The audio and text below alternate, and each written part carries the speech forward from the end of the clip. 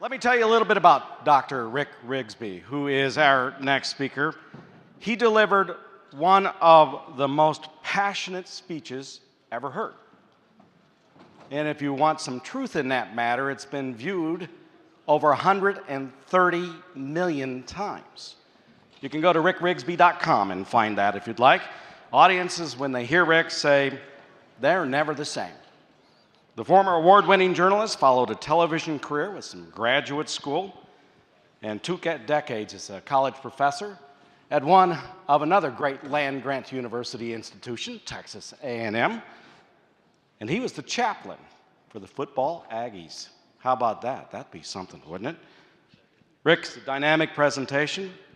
He motivates, empowers, inspires folks worldwide, all the way from Africa to Asia, right here into the Americas, Europe, and Canada. His audiences have included Fortune 500 companies, the National Football League, and the PGA. He was named twice as an outstanding professor of College of Liberal Arts at Texas A&M, and Rick has numerous publications.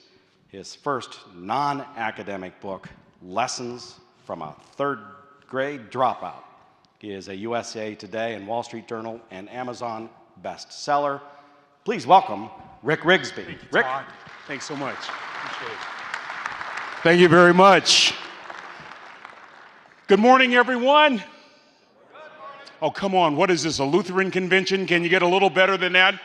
Nothing against Lutherans, great tater tot casserole, but at least get it up to a Catholic level. Good morning, everyone.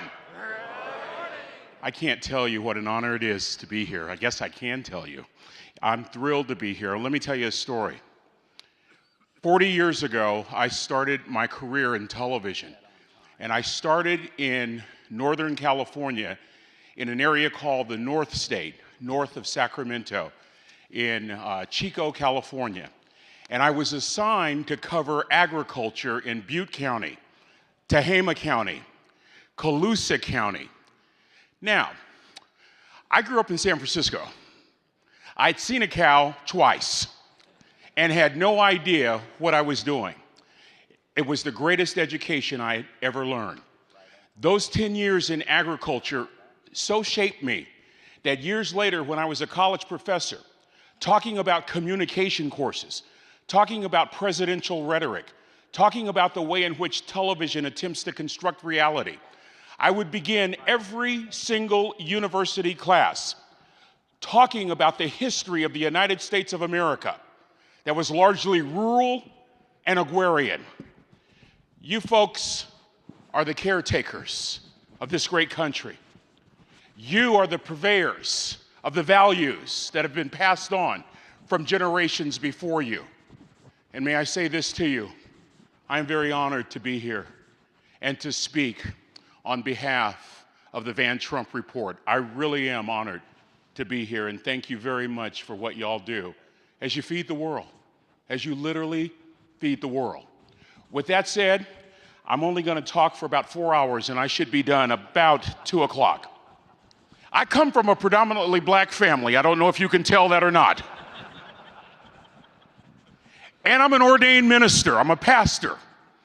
Coming from a predominantly black family and being a pastor is a lethal combination when it comes to time. You give me some chicken wings, Big Daddy, I'll talk to you all day long. But in the words of King Henry VIII, as he spoke to each of his 6 wives, I won't keep you long. But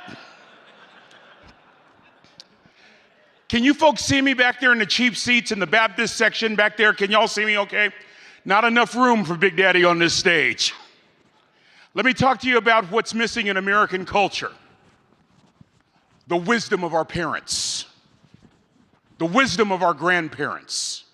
How many of you know, by a show of hands, we live in a society that would rather look good than be good? Raise your hands if you are in agreement with me. 17 of you. How many of you know we live in a society where we would rather look good than be good? Sir? Good. The goal is not to look good. How many of you know that your grandparents could have cared less what kind of car they drove? The goal is not to sound good. The goal is not to pontificate with an ecclesiastical excellence, whatever that means. The goal is not to appease the sensibilities of people that we don't know. The goal is to do your job and to do it with honor and to do it with integrity, to do it the way your parents and your grandparents wanted you to, so that you're passing on a torch to the next generation of those going into the agricultural industry. The goal is to impact people. It's not to impress people. It is to impact people. So the critical question becomes, regardless of your field of endeavor, regardless of what you do and how you contribute to agriculture, are you impacting every single day? That's the question. Perhaps a greater question is, how do you impact in a world that's so superficial, that's so shallow? How do you impact in a world where we would rather be entertained than challenged? In a world where the television is on in the average American home 8 hours a day, according to Hal Himmelstein, who wrote the book, Television, Myth in the American Mind. How do you impact in a culture that doesn't listen? Are you listening? Say, I'm listening. That is pathetic. Come on, y'all. Say, I'm listening. I preach in black churches. They make noise in black churches. I go to white churches, I fall asleep. Come on, y'all. Make some noise. How do you know that you're impacting in a society that doesn't listen? As a former communications professor, let me share one thing with you. Are you ready? Say, I'm listening. 50% of what you hear, you forget. Just like that, of the remaining 50%, you lose 38% over the next 24 hours.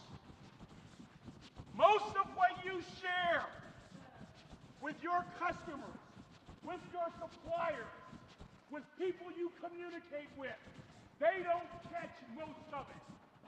How do you impact them? How do you talk in a way where they will connect with you, where they will catch your message? Here's how. You grow your influence. You grow your influence. You learn how to make sure that you're growing. It was John Maxwell. Raise your hands if you've ever heard of John Maxwell. Many of you have. John Maxwell said, leadership is influence, nothing more, nothing less. Your ability to influence people within the sphere of your periphery will determine the impact that you make. How do you get people to listen to you? How do you get people to follow you? How do you make sure that you're passing on the torch to that next generation? In other words, how are you stirring interest in that next generation of folks going into the agricultural business? You grow your influence so that you make an impact. An impact. An impact. An impact. Not just an impression. How many of you know it's not about color? I said, how many of you know it's not about color? Color is such a silly thing. It has and it always will be about the values that we hold so dear. Are y'all hearing what I'm saying to you? I think political correctness is a crock. Boy, maybe I'm in the wrong building. I said I think political correctness is a crock. You know what we need to do? We need to fire ourselves up so that younger generation that we complain so often about sees something worth following. The goal is to make an impact. An impact. I better calm down. I'm firing my own self up here. The goal is to make an impact. The goal is not to impress people by how many years you've been in agriculture. That's not the goal. We want to impress people. I have friends in Dallas. They have Land Rovers. They ain't even got no land. See, the point is, we live in such a shallow, superficial society. Listen to me very carefully, friends. We're not encouraged to grow our influence. But if your mothers were here today,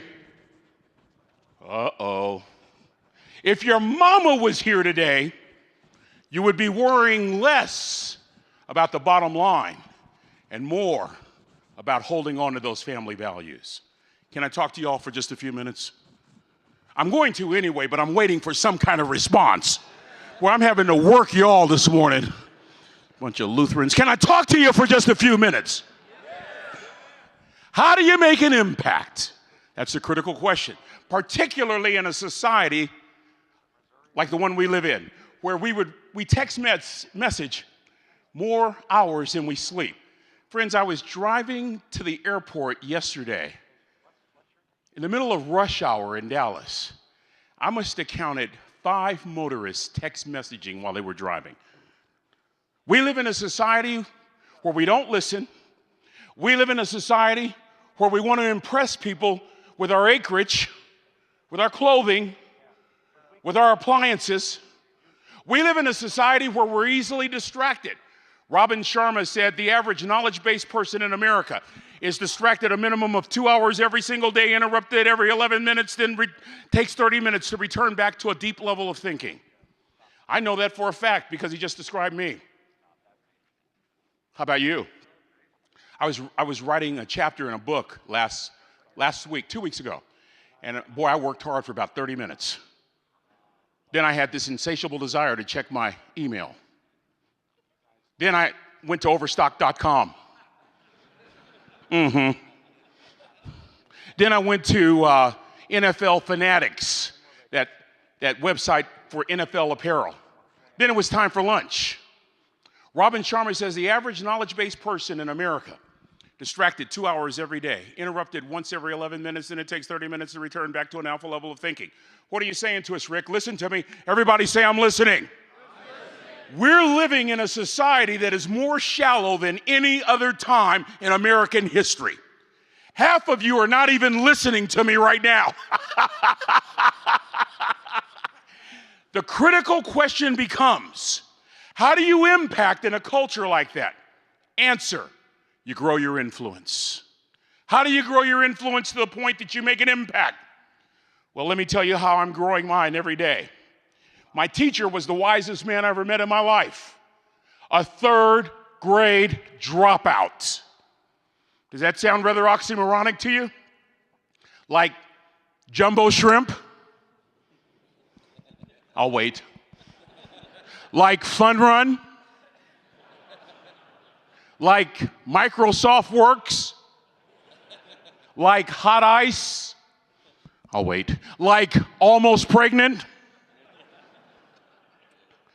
Wisest person I ever met in my life. A third grade dropout. Incongruent. Oxymoronic. I used to say like country music, but now I love country music. I just saw Darius Rucker a couple months ago. Do y'all know who I'm talking about? Friends, I've been in Texas so long. I hunt, I fish, I have cowboy boots, I have cowboy hats, I have a pickup truck. I'm a black-neck redneck. You don't hear what I'm saying to you. It's no longer oxymoronic for me to say country music. It's not oxymoronic for me to say third grade dropout either. It was my father. He grew up in East Texas. He had to leave school in the third grade to help out on the family farm. Just because he left school doesn't mean his education stopped. Mark Twain once said, I've never allowed my schooling to get in the way of my education. My father taught himself how to read. He taught himself how to write. How you doing? What's up? What are you doing? What are you looking at? Focus. Focus. 50% of what you hear, you forget just like that, Trey. Other remaining 50%, you lose 38% over the next 24 hours. If I see you distracted next time, I'm going to come and I'm going to sit right in your lap until you get it.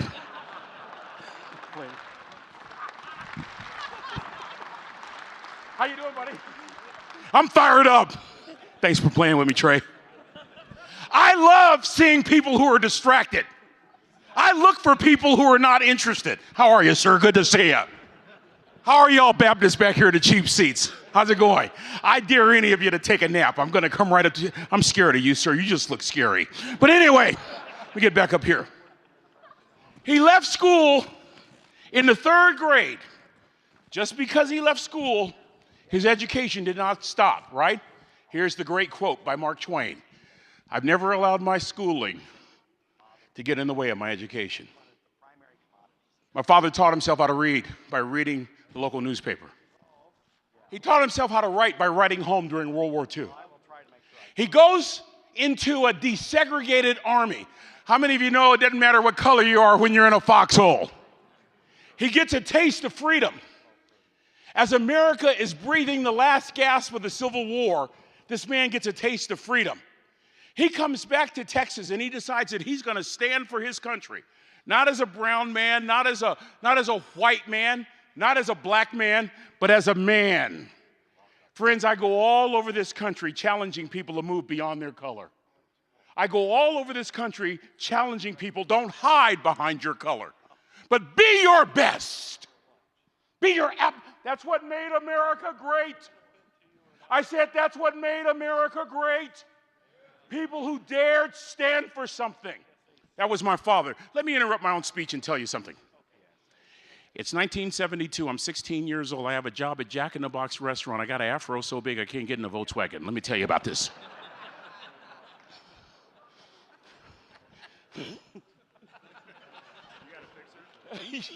Yeah. James Brown, a Negro entertainer back in, okay. James Brown had just come out with this song, Say It Proud, I'm Black and I'm Proud. It was a revolutionary kind of song. And so one day, me and my friends decide that we're just gonna, And I come home and I want to show off in front of my friends before my father. Wrong choice. I said, Daddy, tell my friends what it was like when you were growing up in the 30s and the 40s, how you had to get off the sidewalk to allow a white man to walk on the sidewalk without raising his voice. Listen to me. Without raising his voice. He said, yes, son, but there's a word for that. It's called history. I live in the present. My father wasn't interested in rearing great black men. My father made it his mission to rear great men who would do great things. Are y'all hearing what I'm saying to you? You go back and be that kind of person in your community. The goal is to make an impact.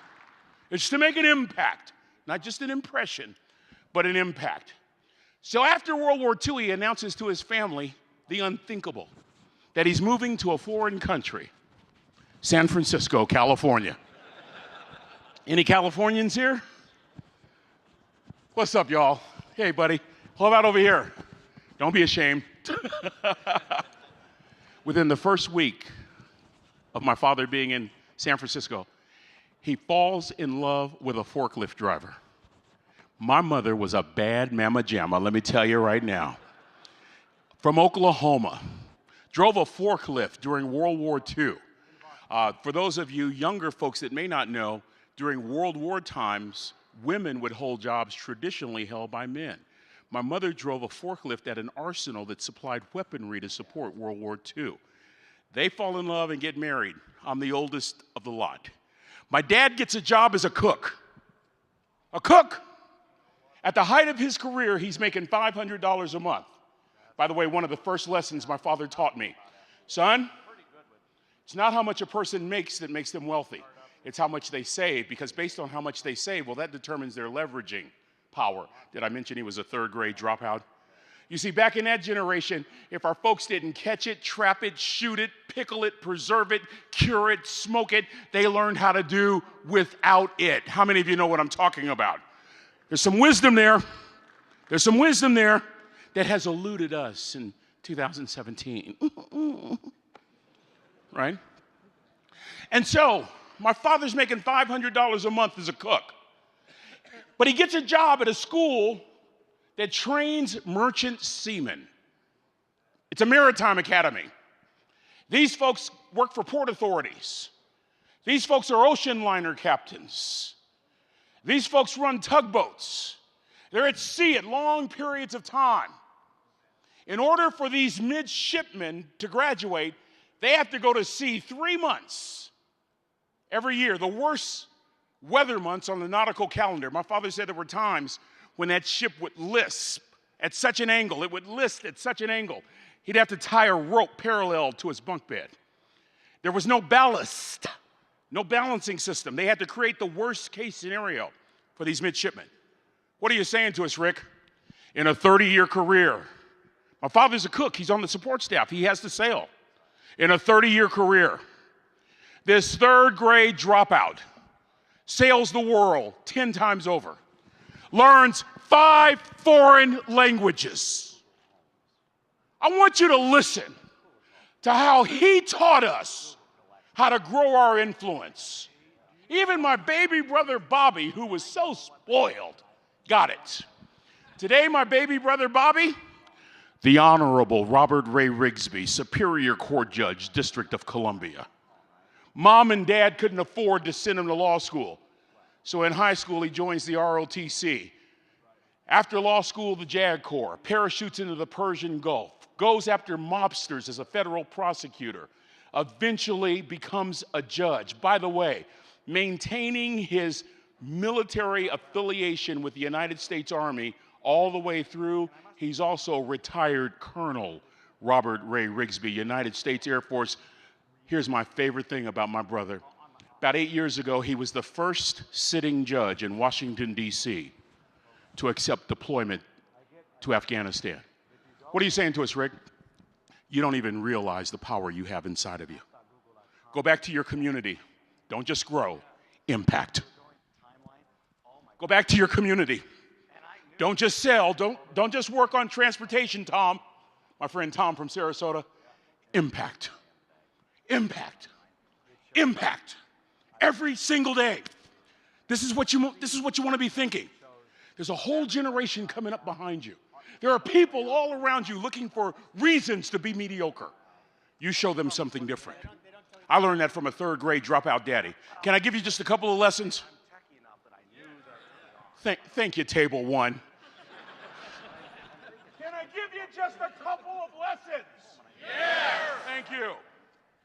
Here's how we grow our influence. Remember, here's our framework. We want to make an impact. Everybody say the word impact. Say it again. Impact. We want to make an impact.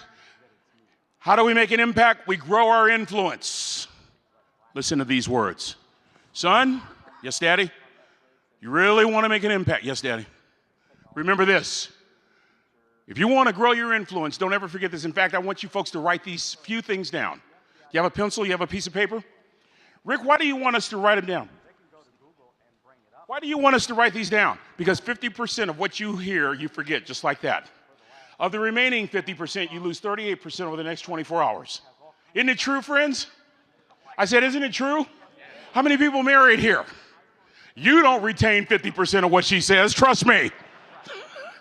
I'll finish preaching a sermon just this past Sunday. I'll go out into the parking lot. I'll jam up some of my friends. I'll go, what'd I just talk about, man? They'll go, Jesus, maybe? 50% of what you hear, you forget just like that. So I want you to write the following things down at the top of your piece of paper. Write the word impact. I-M-P-A-C-T. That's what grows your influence. Impact is what grows your influence. Impact is what grows your influence. Lesson 1 from a third grade dropout. Here it comes. You ready? Say, I'm ready. Don't judge. Write it down. Don't judge. You're thinking the same thing I was thinking for years. How in the world is not judging someone going to grow my influence? Put your pencils down and listen. Evaluate? Absolutely. That's part of the role of a leader. You better be evaluating. Judging? Never. What do you mean, Dad? Son, I've been all over the world. I've seen good and bad in every shade. Guess what the tendency of a human being is, son? What's that, Dad? Whenever he sees someone that's different from him, the tendency is to judge them based on what they see. Son, you'll never be able to get to know a person if you've already judged them. How can you impact someone that you judge? Then he dropped Jonathan Swift on me, who said on one occasion, vision is the ability to see the invisible. Did I mention he was a third grade dropout? I want to tell you all a story. Back in April of this year, my assignment is to one of those luxury hotels. You know, the kind where everything just costs a whole lot. Y'all know what I'm talking about? Hello? Luxury. This hotel had lost the star, which is big, big, big for this organization. The general manager invited me. He was the only one that had any idea what I looked like. He had heard me at a previous engagement. I come a day early to observe. For example, you look into the corners and note the cleanliness or lack thereof of the elevators. You go visit the bar at 11 o'clock in the morning when it opens, and you note the attitude of the staff, and then you return back at 10 o'clock at night and see if that same attitude is there.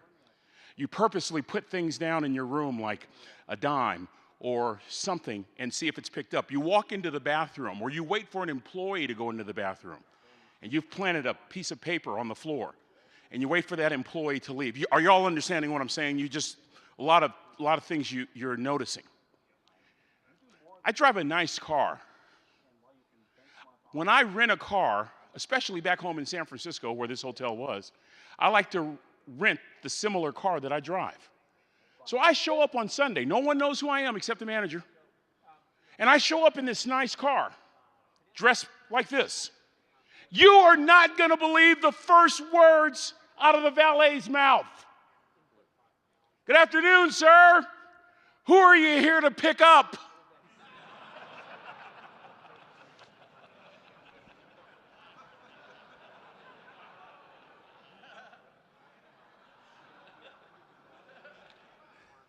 They had to give that brother oxygen the next day when they saw who was on stage speaking. I got a chance to visit with him. Wonderful man. He wasn't racist. He was ignorant. Stay with me. Ignorance fuels prejudice, prejudging. Son, yes, Daddy, you'll never impact a person that you've already judged. If you've judged them unworthy, why would you invest in wanting to hear what they have to say? You see, friends, the greatest lessons I ever learned,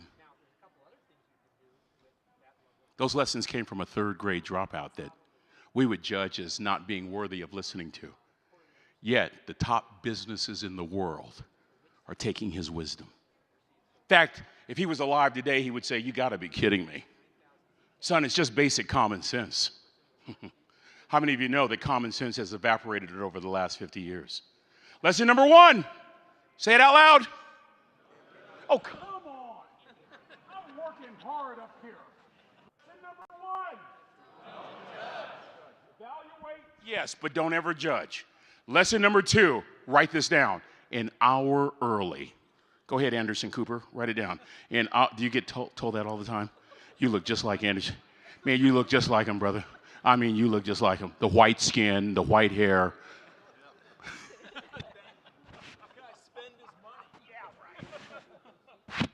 What's lesson number 2? Everybody look up. Everybody say, "I'm listening." Son, you'd rather be an hour early than a minute late. How many of you show up on time? That's horrible. That's horrible. There's a word for showing up on time. Mediocre.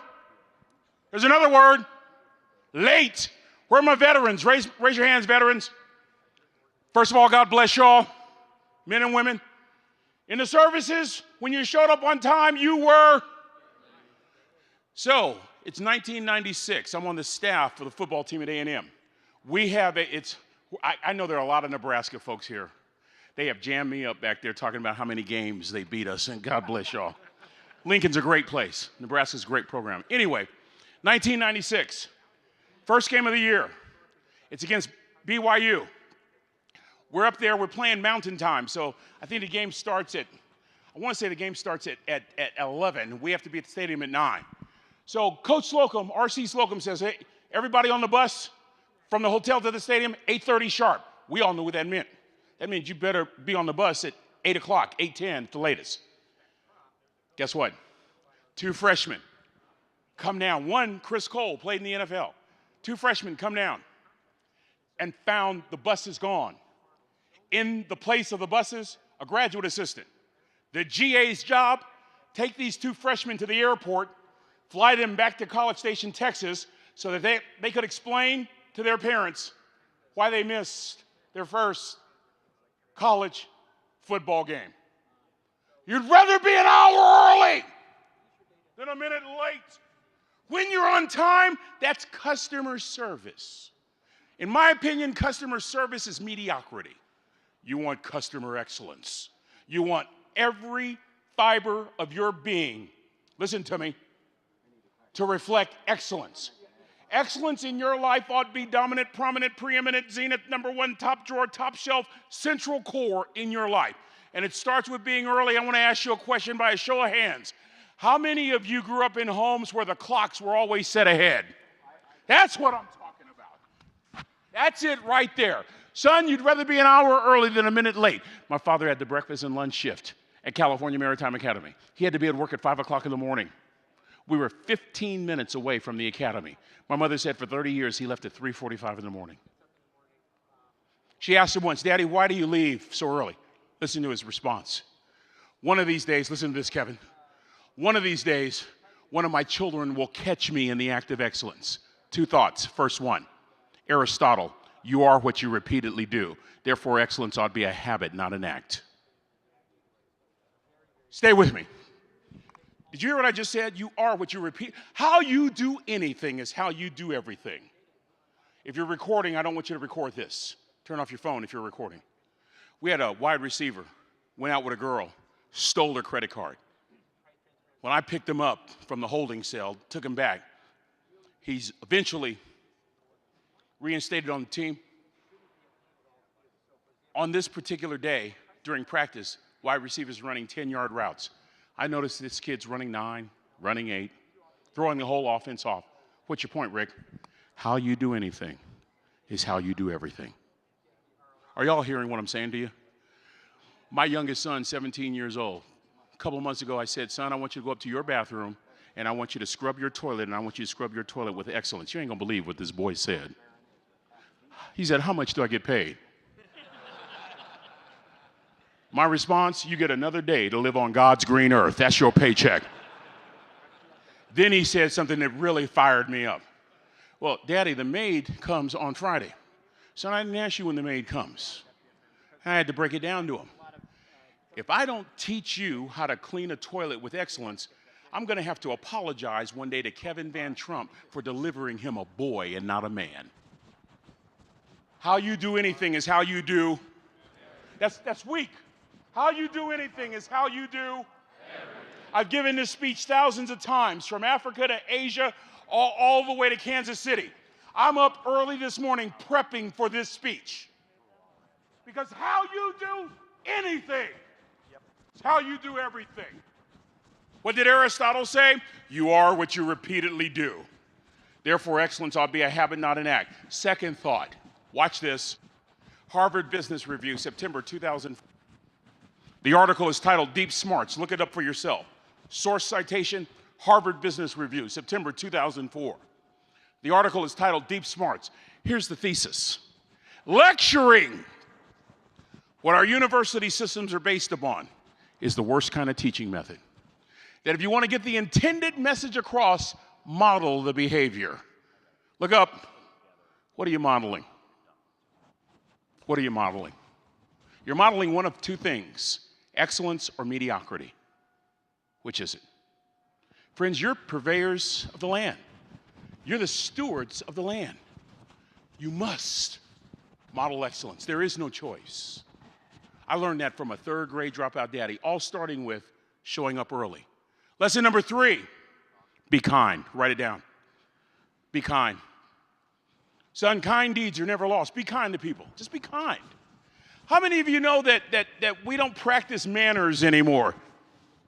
How many of you remember that word, manners? How many of you remember that there was a time when kindness was a value?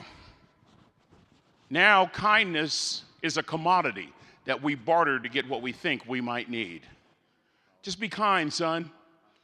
The greatest lesson, one of the greatest lessons my daddy ever taught me, be highly competent, paralleled only by your kindness.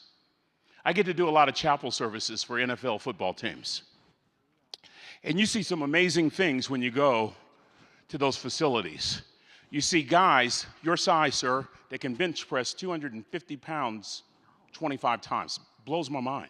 You see a guy like J.J. Watt, big guy, can run like a deer. You see guys from a flat-footed position with a 40-inch vertical leap. I even saw a white guy do it one time. It's just amazing the things, sorry, sir. Just amazing what you see. But guess what stops me, California? Guess what stops me right in my tracks? When I see one of those multimillionaires show kindness. What are you saying to us, Rick? One of the greatest farmers / recyclers / scientists that ever lived, George Washington Carver, put it best.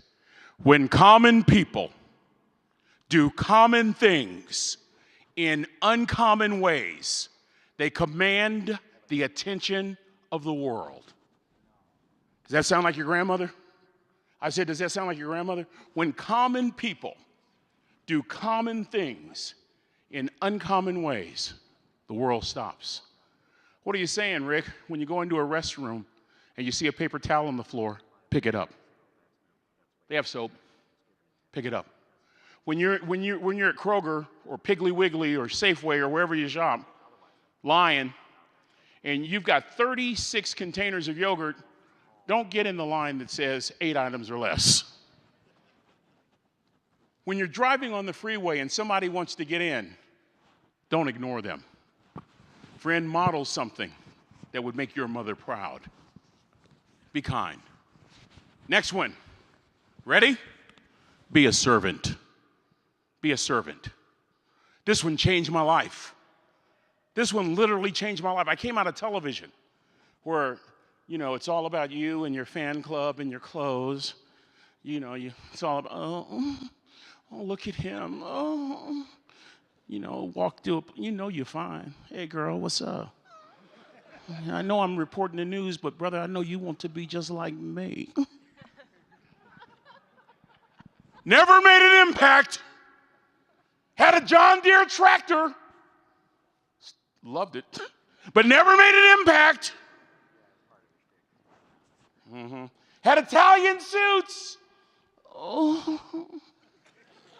Never made an impact. Can I interrupt my own speech? Imagine that attitude at church waiting for you. I'm a preacher. I'm a pastor. And I'm walking into the pulpit like this.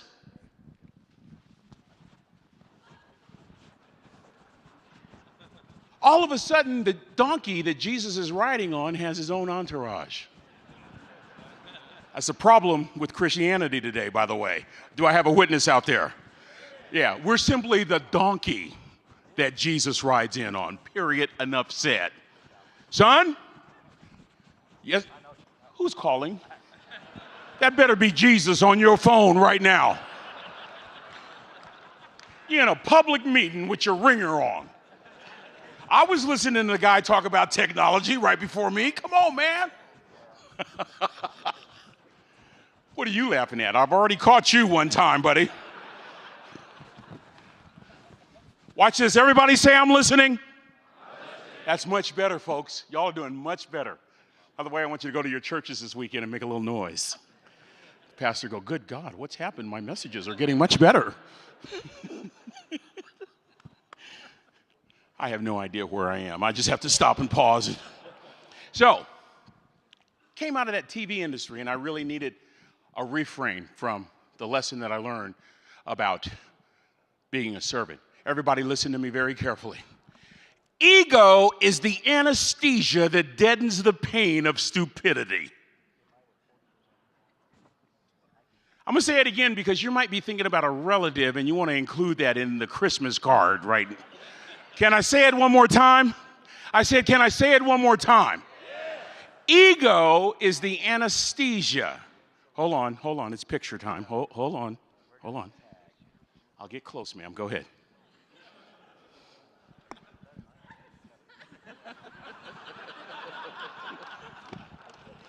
Explain that one in your family album.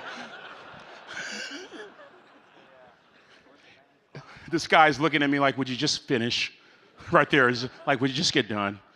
Please, just get done. We want another white guy to bore us later in the day. Just hurry up and get done. Just hurry up, get done so we can get back to our farming. Ego is the anesthesia that deadens the pain of stupidity. Pride is the burden of a foolish person. Look up. How many of you know you'll never impact people if it's all about you? The problem with ego is that the person afflicted is typically the last one to know of his or her condition. Son, yes, Dad, you want to grow your influence? It cannot be about you. I really need you folks to listen to me. Van Trump subscribers, I really need you to listen to me. We live in a world where our best friends are me, myself, and I. How in the world are we impacting people? And the answer is, we're not. We're not. Ego is the anesthesia that deadens the pain of stupidity. Son, you be a servant. One of my heroes is John Wooden. Raise your hands if you know who I'm talking about.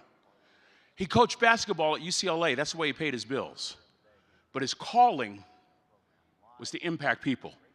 With all those national championships, he was found many times during the week going into a cabinet and getting a push broom and sweeping his own gym floor. You want to grow your influence? Go find your broom. Go find your broom. I grew up in the 60s. We had technology. We had laptops in the 60s. We called it an Etch-a-Sketch, but as far as we were concerned, it was a laptop. We had virtual reality. We called it a viewfinder, but it was, and I grew up when television was just awesome. 3 channels. Anybody remember that? Raise your hands if you remember that. How many of you folks are under 30? Under 30. Sir, you're looking at an original remote control. It was voice activated. It worked like this. Boy, get up and change the channel. Right away, Daddy. Right away. And see this? This was our Zenith color television. Zenith, the quality goes in before the name goes on. And the picture tube would eventually go out. Raise your hand if you remember that. But even though the picture tube went out, the cabinet was such a lovely piece of furniture, your parents kept the cabinet. And when they bought television number 2, they put it on top. Oh, y'all don't hear me. And if you were really country, you had rabbit ears. Remember that? And if you were really country, you put foil on the rabbit ears, a coat hanger in the rabbit ears. And we watched shows like Batman, Leave It to Beaver, My 3 Sons, The Hollywood Palace. I just saw the Carol Burnett 50th anniversary show last Sunday, right? Our favorite show was Batman. We didn't have, where's my young buck? Didn't have microwave popcorn, brother. We had Jiffy Pop. Y'all don't know what I'm talking about, do you?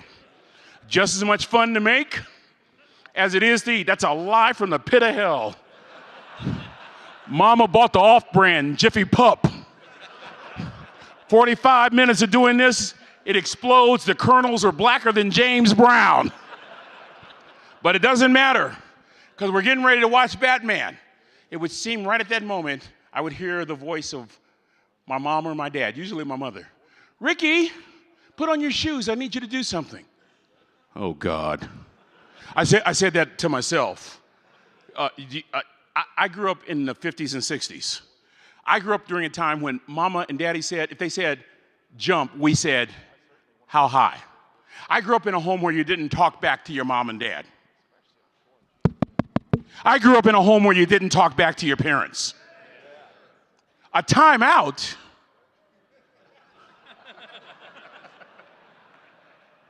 I could time how long I was knocked out, but we didn't have any timeouts. I don't desire to be politically correct, so I'm just going to say this. We had to go to a willow tree and get a switch. Anybody know what I'm talking about? If I see a willow tree in downtown Kansas City today, I will pee all over myself. Ricky, I want you to go next door. Help Mr. Jones move 10 cord of wood, then come back home, take a bath, and go to bed. Yes, Mommy, but may I ask you a question? Can I watch Batman? Boy, take your fat butt next door and do it exactly what I told. They were teaching us how to work. Now watch this. I don't know any of you in here, but I can tell you something about your parents and your grandparents.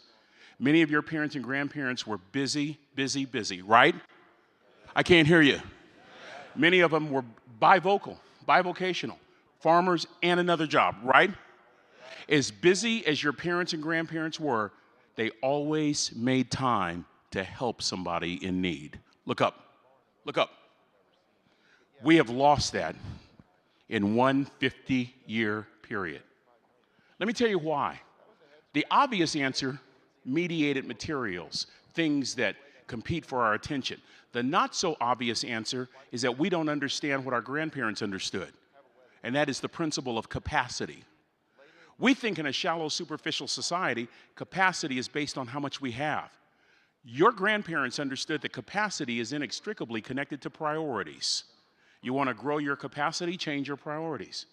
If I'm going on a trip and I'm packing and I'm just throwing things in the back of the car, I'm only going to get so much in. But if I prioritize my packing, my capacity will grow and I will get more stuff in. Your folks understood that. Can I give you a simple explanation that I've been thinking about for 10 years? Why is it that your grandparents were never in a rush, they were never in a hurry, and they were never late? Do I have your attention? It is because their priorities extended beyond themselves to respect and consider others more than themselves.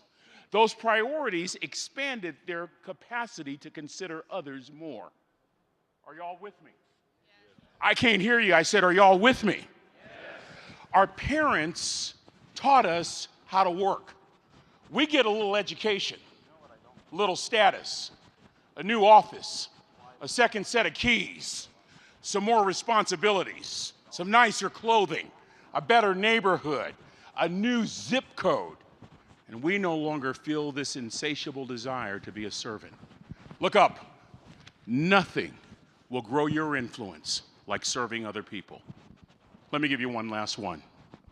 One last one. You ready to write? Right now we should have, don't judge, show up early, be kind, be a servant, and the last one, do it right. Just write, do it right. I know it ought to be do it well, but I love that do it right.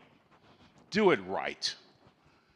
Son, yes, Dad, if you're going to do a job, how you Baptists doing back here?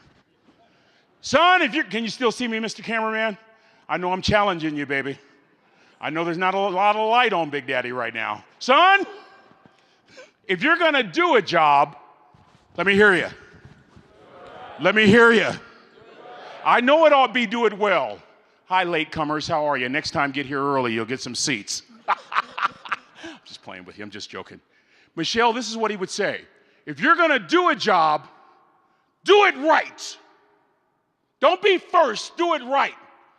I'm thinking of a kid in Los Angeles. He's growing up in Los Angeles. He wants to play Little League Baseball. He can't even afford to buy a glove. He goes into the cupboard and gets a paper bag and turns it into a glove. Finds a raggedy tennis ball, throws the tennis ball against the back of his apartment complex. When he does play Little League, he's good. Those of you from Missouri, you're really going to like this story. He's so good, he gets a scholarship to a good ag school, Cal Poly, San Luis Obispo. He's so good, he gets drafted by the San Diego Padres. He's so good, he helps the St. Louis Cardinals win a World Series. Who am I talking about? Are y'all kidding me? Several years ago, when Ozzie Smith walked into the Hall of Fame, he said, and I quote word for word, a portion of his speech, "All my life I've been told what I could not do, but I decided to pursue excellence and I was guided by one motto. Good enough isn't good enough if it can be better. And better isn't good enough if it can be best." I want to say it again. Good enough isn't good enough if it can be better. Better isn't good enough if it can be best. Good enough isn't good enough if it can be, oh, come on. Good enough isn't good enough if it can be, better isn't good enough if it can be. You know why I have you repeat that? Because 50% of what you hear, you forget just like that, which means after about 2 or 3 blood lights tonight, you'll be walking around saying, good enough is the wellspring that emanates out of the central portion of the United States. Good enough isn't good enough if it can be. Better isn't good enough if it can be. Go back to your communities. Expect more out of yourselves. Go back to your communities. Raise your expectations so that you can impact people, especially that next generation coming up. Look up. The worst thing that you can do is pay attention to your own press. Entropy sets in when you do that. Entropy, the second law of thermodynamics, that suggests anything made up of a physical matter is in the process of decay and eventual chaos. How many of you have seen the video over the last 6 weeks? Raise your hands. 3 of you, great. All right, so anyway, the tendency is to start listening to all that chatter from 130 million people watching my video. But when you listen to other people, you lose focus. You lose your vision. What did Henry Ford say? If I would have listened to other people, I would have built faster horses. Everything you set your hand to, you make sure you're doing your absolute best. I had a third grade dropout daddy who taught me that. I had a daddy saying to me when I was a kid, son, daddy's not going to have a problem if you aim high and miss, but I'm going to have a real issue if you aim low and hit. I had a third grade dropout mama quoting Henry Ford, saying, if you think you can or if you think you can't, you're right. Friend, make sure you're doing everything you can to protect this land and the values that this land stands on. Make sure you're doing everything you can to pass on the integrity of agriculture to people all throughout the world, and especially to that generation that's coming up. Do everything you can to make an impact, not just an impression. It's been my great honor to talk to you this morning. And what I've tried to do more than anything else is to remind you of the values that were so prevalent in building this country that we need to have an infusion of in this present day. Would you allow me in the remaining moments that I'm before you to close with a story that I think will put a ribbon on this box that I've tried to construct. Back in the 70s, I met the finest woman I've ever met in my life. Back in my day, we would have called her a brick house. She was beautiful. There was just one little problem. Ladies in the 70s weren't crazy about offensive linemen. The Blind Side hadn't come out yet. Ladies back in the 70s liked quarterbacks and running backs, wide receivers. California, they like guys that look just like you. Yeah. Any former quarterbacks here? Running backs, wide receivers? Raise your hands. Really? Punks. Anyway, it's the 70s. Football game's over. We got to go to the dance. So we drive over in our Gremlins, our Barracudas, our Ugos, our Pintos. Anybody remember those? With our 8-tracks. You remember the 8-tracks? Oh, we were living large, weren't we? We get to the dance, and we all spot this woman. Her name is Trina Williams. Beautiful woman. I didn't have a chance, and I knew it, so I went to the snack table. They had just come out with Cheese Whiz. I wanted to see how far I could get that nozzle. Anyway, so I'm at the snack table just having a ball. I have on a purple leisure suit. Do any of you remember leisure suits? Oh, yeah. I look just like a black Barney. You hear what I'm saying?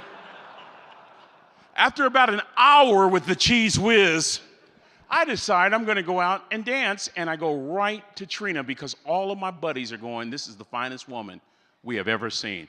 I go, you might as well shoot for the top.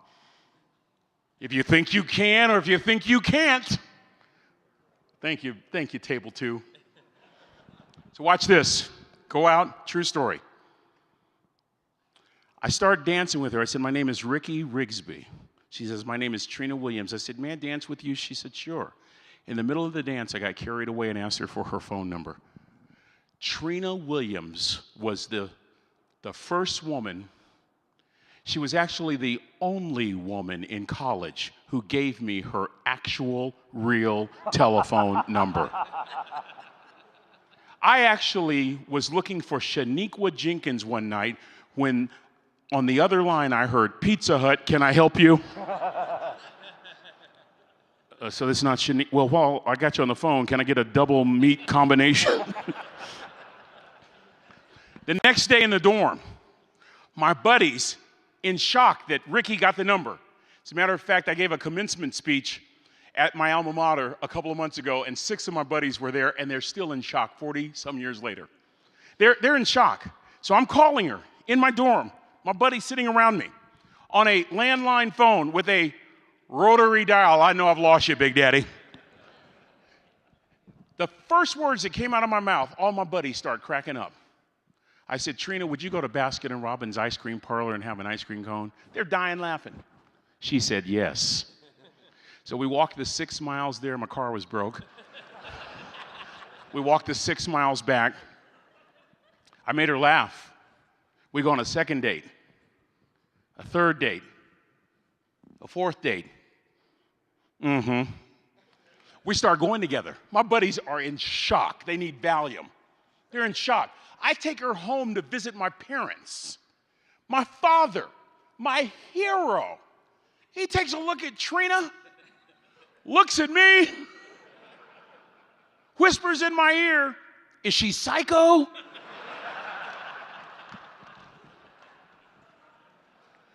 We go together a year, 2 years, 3 years, 4 years. Now Trina's a senior in college. I'm still a freshman, but I'm working some things out. Y'all, I'm so glad I graduated in 4 terms. Nixon, Ford, Carter, Reagan. So now it's time to propose. Let me come over here, California. What year were you born, young man? So 1991, man, I got underwear, 1991. So now it's time to propose. Northern California, 1970s. It's California. All the girls sound the same. No matter what ethnicity, they all sound like this. Ricky, we want to teach you how to propose. Here's how you propose. You get a blanket. You make sure you propose when the sun is going down. You make sure you have a candle and some fruit. Maybe dip the fruit in some chocolate. I am from the hood. I had 1 bottle of Boone's Farm wine and 2 Dixie cups. She said yes. I married the most beautiful woman I'd ever met in my life. Right before the wedding, I kind of hear something in the chapel. As a pastor, I've heard it over and over again. It sounded like this. How in the world? And it was coming from my side of the family. Be quiet, mama. We get married. She's a labor and delivery nurse. I'm a television reporter in Chico, California. At the Glenn County Lamb Derby, Rick Rigsby, Channel 12 News. Our lives are great. We eventually have a couple of children. We're living the American dream. One day, Trina finds a lump in her left breast. Breast cancer. 6 years after that diagnosis, me and my 2 little boys walk up to mommy's casket. And for 2 years, my heart didn't beat. If it wasn't for my faith in God, I wouldn't be standing here today. If it wasn't for those 2 little boys who now needed a daddy and a mama, I wouldn't have gone on. But guess whose words on this earth sustained me during the worst days of my life? The words of a 3rd grade dropout. We're at the casket. He's crying. I'd never seen my dad cry before. He's crying. And he turned to me and he put his arms around me and he said 3 words that would change the course of my life. He said, "Son, just stand." Kevin, there's nothing more powerful than I could share with your people than these words. Friends, keep standing. There will always be volatile markets. Keep standing. There will always be turmoil. Keep standing. Many of us are at the age where we're now assisting our parents. Some of them have gone on. Some of you in here have lost spouses. You've lost children. You've lost friends. You've gone through divorce. Take it from a man that stood at age 40 at the edge of his wife's grave. Don't quit. Keep standing. Keep standing. It's the greatest lesson. That's the greatest lesson you can pass on to your kids, your grandchildren. You keep standing. I kept standing, and you're not going to believe what happened. A couple of years later, a miracle. My heart starts to beat again. I'm speaking in a room like this when all of a sudden I spot the finest woman I've ever met in my life again. My buddies can't believe it. Two. I'm married to big old Gertrude, and you got 2 in one life? If there's a weight challenge woman in here named Gertrude, that's just an example. I don't know you. First thing Janet did was she adopted my little boys, fulfilling Trina's dying wish that her babies not go through life without a mommy. Then we decided to do something that 17 years ago seemed like just a great idea. We decided to have more kids. I am tired. Oldest is 35, down to 17, and we're loving life. But this is why I am so delighted to be here this last 1 minute and what I'm going to tell you. You talk about making an impact. You talk about growing your influence.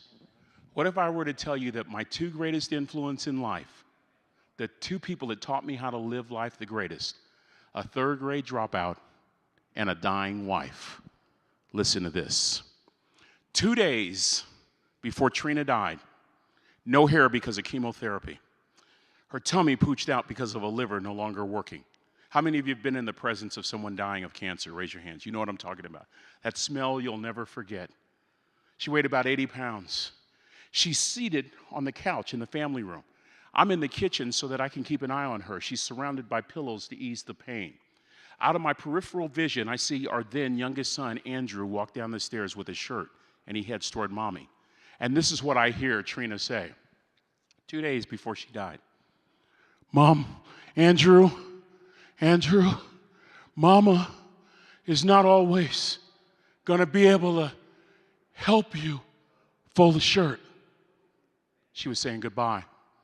There's nothing worse than a mama saying goodbye to her babies. I never have felt more lonely in my life. I waited for Andrew to leave. I walked over to where Trina was sitting, and I sat next to her, and these were some of her last words to me. She looked me in the eye, her breathing not labored at all. As clearly as I'm speaking to you right now, this is what she said. It doesn't matter to me any longer how long I live. What matters to me most is how I live. Friends, I want to ask you one simple question. How you living? How you living? Because how you live determines everything else. So here's how I hope and pray you're living. That you're not judging folks. That you're showing up early. That you're kind to people. That your servant's towel is bigger than your ego. That when you do a job, you do it to the best of your ability. Here's how I hope and pray you're living. That you know that how you do anything is how you do everything. That it's never wrong to do the right thing. Here's how I hope you're living.